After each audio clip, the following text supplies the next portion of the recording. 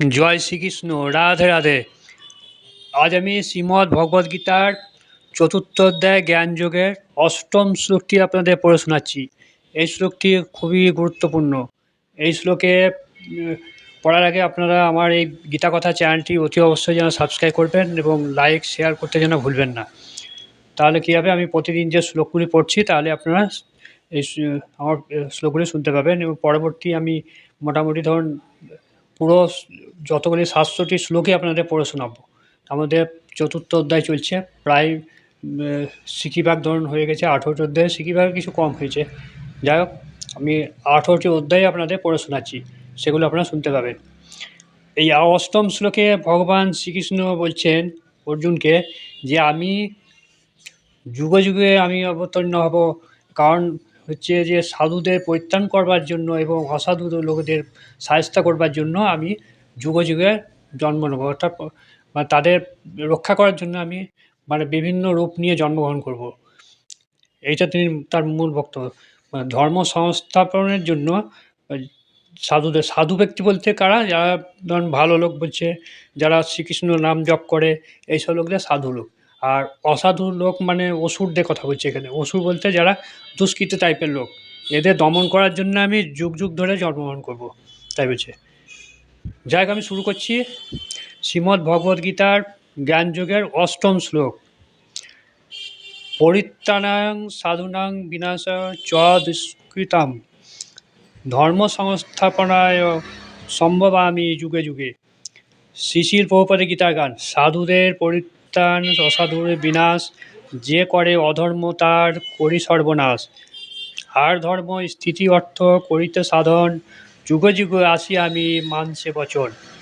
অনুবাদ, অর্থাৎ এটা বিশ্লেষণ করে বলছে, সাধুদের পরিত্রাণ করার জন্য বা দুষ্কৃতকারীদের বিনাশ করার জন্য এবং ধর্ম সংস্থাপনের জন্য আমি যুগ যুগে অবতীর্ণ হই, যেটা আমি আগে বলেছিলাম প্রথমে। তাৎপর্যাতে বিশ্লেষণ। ভগবদ্গীতা অনুসারে কৃষ্ণ ভাবনায় উদ্বৃত্ত হয়ে যে মানুষ, তিনি হচ্ছেন সাধু। কোনো লোককে আপাতদৃষ্টিতে অধার্মিক বলে মনে হতে পারে, কিন্তু তার অন্তরে তিনি সম্পূর্ণভাবে কৃষ্ণ ভাবনাময় হয়, তা বুঝতে হবে তিনি সাধু। আর যে ভগবানের প্রতি তার কর্তব্য পালন করে না, তাকে বলা হয় দুষ্কৃতকারী। এই সমস্ত অসাধু দুষ্কৃতকারীরা লৌকিক বিদ্যার অলঙ্কিত হলেও এদের মূঢ় বা নরাধম বলা হয়, কিন্তু যার অন্তরে ভগবদ্ভক্তি আছে, সে যদি মূর্খ এবং অসভ্য হয় তবু বুঝতে হবে সে সাধু। রাবণ, কংস প্রভৃতি অসুরদের নিধন করার জন্য তিনি যেমন অবতরণ করেছিলেন, নিরস্বরবাদীদের বিনাশ করবার জন্য ভগবানকে তেমন অবতরণ করতে হয় না। ভগবানের অনেক অনুচর আছেন যারা অনায়াসে অসুরদের সংহার করতে পারেন, কিন্তু ভগবানের অবতরণ উদ্দেশ্য হচ্ছে তার ভক্তদের শান্তি বিধান করা। অসুরেরা ভগবানের ভক্তদের নানাভাবে কষ্ট দেয়, তাদের উপর উৎপাত করে, তাই তাদের পরিত্রাণ করবার জন্য ভগবান অবতরণ করেন। অসুরের স্বভাব হচ্ছে ভক্তদের উপর অত্যাচার করা। ভক্ত যদি তার পরমার্থীয় হয় তবুও সে রায় পায় না।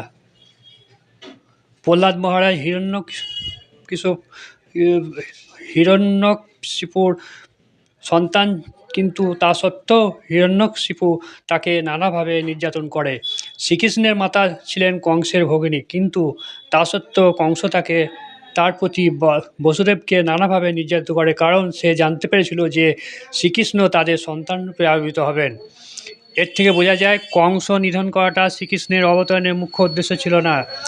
মুখ্য উদ্দেশ্য ছিল দেবকীকে উদ্ধার করা, কিন্তু দুটি কাজই একসঙ্গে সাধিত হয়। তাই ভগবান এখানে বলেছেন সাধুদের পরিত্রাণ আর অসাধু বিনাশ করবার জন্য তিনি অবতরণ করেন। শ্রী চৈতন্য চৈতামৃত গ্রন্থে শ্রীকৃষ্ণদাস কবিরাজ এই কটি শ্লোকের মাধ্যমে ভগবান অবতরণের সিদ্ধান্তের সারাংশ প্রতিপাদন করেছেন। সৃষ্টি হেতু যেই মূর্তি প্রপঞ্চে অবতরে, সেই ঈশ্বর মূর্তি অবতার নাম ধরে। মায়াতীত পরব্রহ্মে সবার অবস্থান, বিশ্বে অবতরী ধরে অবতার নাম। জড় প্রকট হবার ফলে, জড়জগতে প্রকট হওয়ার ফলে ঈশ্বর মূর্তি অবতার নাম ধরে। এই অবতারেরা অপ্রাকৃত ভগবান ধাম পরব্রহ্মে অবস্থান করেন। প্রাকৃত জগতে অবতরণ করার জন্য তাদের অবতার বলা হয়। ভগবানের অনেক রকম অত্যাচার আছে, যেমন পুরুষ অবতার, গুণাবতার, লীলাবতার, শক্তাবেশ অবতার, মন্ত্র অবতার, যুগাবতার। তারা বিভিন্ন নির্ধারিত সময়ে বিভিন্ন স্থানে অবতরণ করেন, কিন্তু ভগবান শ্রীকৃষ্ণ হচ্ছেন সমস্ত অবতারের উৎস, আদিপুরুষ। ভগবান শ্রীকৃষ্ণ অবতরণ করেন তার শুদ্ধ ভক্তদের আরতি হরণ এবং পরিতোষণ করবার জন্য, যারা তার শাশ্বত সনাতন শ্রী বৃন্দাবন লীলা উপভোগ করবার জন্য উদ্গ্রীব হয়ে থাকেন। তাই শ্রীকৃষ্ণের অবতরণের মুখ্য উদ্দেশ্য ভক্তদের পরিতোষণ করা। ভগবান এখানে বলেছেন তিনি যুগে যুগে অবতীর্ণ হন, এর থেকে বোঝা যায় তিনি কলিযুগেও অবতরণ করেন। শ্রীমদ্ ভগবদ্গীতাতে অনেক জায়গায় বলা হয়েছে কলিযুগের অবতার শ্রী শ্রী গৌরসুন্দর শ্রী চৈতন্য মহাপ্রভু সংকীর্তন যজ্ঞের মাধ্যমে শ্রীকৃষ্ণের আরাধনা করবেন এবং সমগ্র ভারতবর্ষে ভগবদ্ভক্তি প্রচার করবেন। তিনি ভবিষ্যৎবাণী করে গেছেন, পৃথিবীতে যত নগরাদি গ্রাম সর্বত্র প্রচার হবে মোর নাম। উপনিষদ, মহাভারত, শ্রীমদ্ ভগবদ্গীতা ইত্যাদি শাস্ত্রের অনেক গৃহদত্ত অংশ পরোক্ষভাবে গুপ্তভাবে শ্রীকৃষ্ণের শ্রীচৈতন্য মহাপ্রভুর অবতরণে উল্লেখ আছে। ভক্তরা শ্রীচৈতন্য মহাপ্রভু প্রবর্তিত সংকীর্তন যজ্ঞের প্রতি গভীরভাবে আকৃষ্ট হন। ভগবানের এই অবতার দুষ্কৃতকারীদের সংহার করে না, তিনি তাদের অহৈতুক কৃপার ভবসাগর থেকে তাদের উদ্ধার করেন। তাহলে আমি 8 নম্বর শ্লোকে আপনারা তাহলে কী বুঝতে পারলেন, যে ভগবান বলছেন যে আমি যখনই মানে কোনো কিছু হবে আর কি, সমাজে অঘটন ঘটবে এবং শেষ পর্যন্ত বিনাশ হয়ে যাবে সমাজটা, তখনই তিনি সাধুদের রক্ষা করবার জন্য এখানে অবতরণ করবেন এবং তিনি কলিযুগও অবতরণ করেছিলেন শ্রীকৃষ্ণ শ্রী চৈতন্য রূপে। তারপর তিনি বলেন যে এখানে বলছে অসুরের স্বভাব হচ্ছে ভক্তদের অত্যাচার করা, ভক্ত যদি তার পরমার্থী হয় তবুও তারা রেহাই পায় না। অসুরের স্বভাব কি? অসুর মানে কি? যারা খারাপ লোক তাদেরকে অসুর বলছে এখানে। অসুর সেখানে বলছে প্রহ্লাদ মহারাজ হিরণ্যকশিপুর সন্তান ছিলেন, তা সত্ত্বেও হিরণ্যকশিপু তাকে নির্যাতন করে। শ্রীকৃষ্ণের মাতা ছিলেন কংসের ভগিনী। কংস কে ছিলেন? শ্রীকৃষ্ণের মাতা ছিলেন কংসের ভগিনী। কংসের ভগিনী ছিলেন শ্রীকৃষ্ণের মা, কিন্তু তা সত্ত্বেও তাকে তার পতি বসুদেবকে নানাভাবে নির্যাতন করেন, কারণ সে জানতে পেরেছিল শ্রীকৃষ্ণ তাদের সন্তান রূপে আবির্ভূত হন। তবুও সে আত্মীয় হয়েও সে কিন্তু তাদের উপর অত্যাচার করেছিল। তার মাতা এবং তার বোন মানে শ্রীকৃষ্ণের যেটা বোন বলছে, মানে শ্রীকৃষ্ণের মা হচ্ছে বোন, হচ্ছে কংসের বোন, আর তার পতি মানে বসুদেব মানে বাবা শ্রীকৃষ্ণের, তাদের উপর অত্যাচার করেন। তখন শ্রীকৃষ্ণ কিন্তু আবির্ভাব হয়েছিলেন, তখন তার বিরুদ্ধে রুখে দাঁড়িয়েছেন, কংসকে তিনি হত্যা করেছিলেন। এর থেকে বোঝা যায় কংস নিধন করাটা শ্রীকৃষ্ণের অবতারের মুখ্য উদ্দেশ্য ছিল। কংস নিধন করাটা কিন্তু উদ্দেশ্য ছিল, তার উদ্দেশ্য ছিল যে তার মুখ্য উদ্দেশ্য দেবকীকে উদ্ধার করা। তার দেবকী মানে তার মাতাকে উদ্ধার করাটার ফলে একদিকে উদ্ধার করেছিলেন, একদিকে তিনি কংসকে হত্যা করেছিলেন।